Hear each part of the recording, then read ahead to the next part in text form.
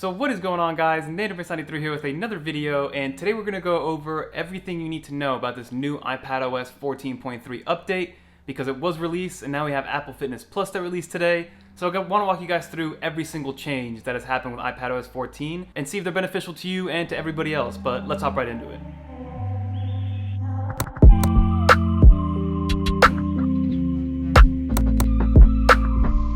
So let's hop right into the video, guys, because Apple did bring some new, visual changes to iPadOS 14.3. And if you guys have watched all my previous videos, you'll see that some of them kind of overlap. But I did want to create this video as if this is the first time you're kind of hearing about iPadOS 14 and want to learn all the different things that come with it, right?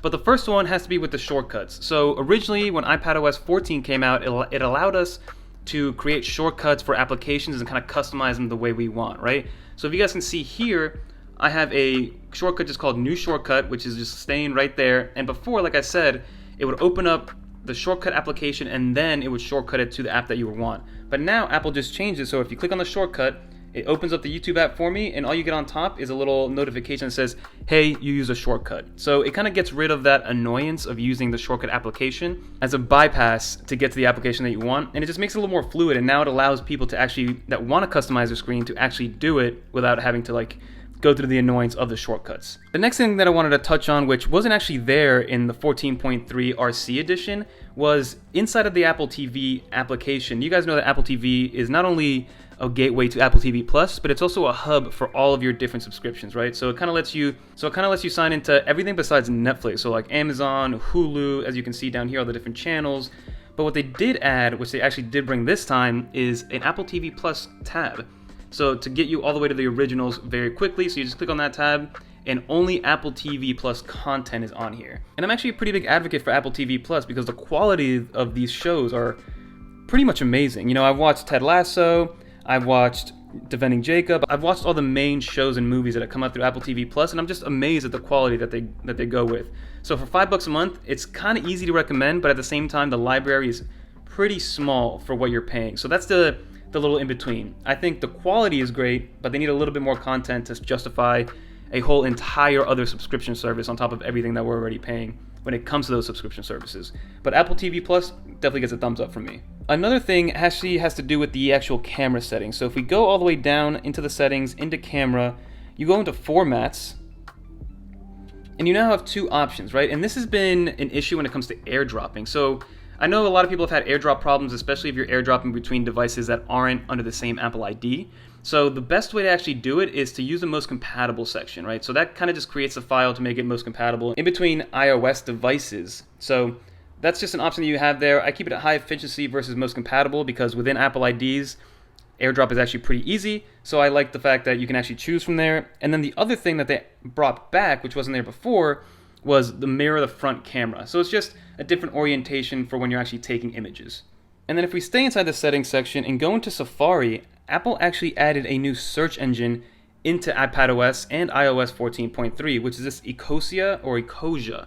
And Ecosia is just a search engine which basically plants trees every time somebody searches something through their search engine. Now, I don't think it's per search, but I think every search helps plant a tree. So I like that Apple's doubling down on their environmental initiative. They removed the charging brick, they made the boxes smaller, they're not including charging bricks in a lot of Apple devices that you would think would have a charging brick.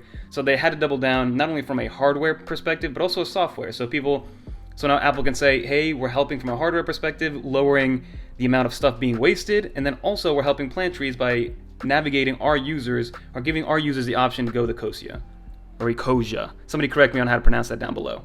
And then you also got support for those new AirPods Max that came out, those $550 behemoths of an Apple product. I don't really plan on buying them myself because I don't have a use for such expensive headphones. My AirPods Pro are just perfect, but it does have support for that with 14.3. And then another thing that came out was obviously the new Apple Fitness Plus, right? And Apple Fitness Plus is this new subscription service that Apple came out with in order to incentivize people to work out from home and another way for them to generate revenue, right? So all you need is an Apple Watch Series 3 or later, an iPhone 6s Plus or later, and then you can use it on your iPad as long as you're running iPadOS 14.3 and later. But the issue that I'm having is actually downloading the fitness app. So as you guys know, the fitness app was never brought to the iPad. So if you have an Apple Watch, it doesn't sync to your iPad. You need an iPhone to sync your Apple Watch, right? So that was my biggest concern because When I go to the website, you're supposed to be allowed to actually download the Apple Fitness Plus app. But now, if I go into the website, the Fitness Plus Apple website, it gives you a link. See, looking for fitness app for iPhone, iPad, or Apple TV. It says fitness in App Store, so I just hit that guy, and then it brings me to the App Store. So it says here, this app requires specific features not available on this device. So I don't know what features I'm missing on this iPad Pro. Hopefully they fix this, because I do want to be able to use it on my iPad Pro and track things on my iPad Pro, because you guys know that I use my iPad Pro more often than my iPhone.